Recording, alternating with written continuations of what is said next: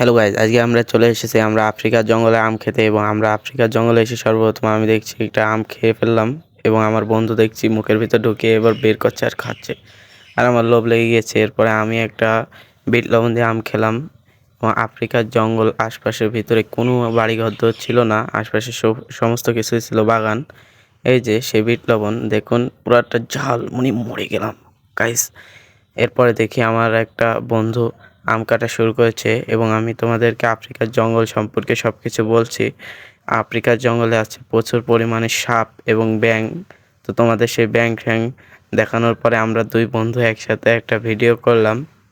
আমাদের কাছে ছুরি ছিল না, তাই জন্য আমরা আম আম কাটার জন্য সে দেখুন কত বুদ্ধি ব্যবহার করে আমটাম কাটলো। এরপর আমি আম কাটলাম, কারণ সে বলছে আমি আর আম কাটতে পারবো না। এরপরে আমি আবার আম কাটা শুরু করে দিয়েছি।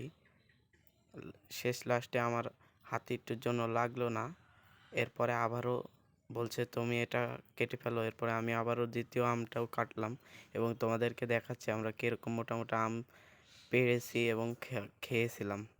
তো গাইস তোমরা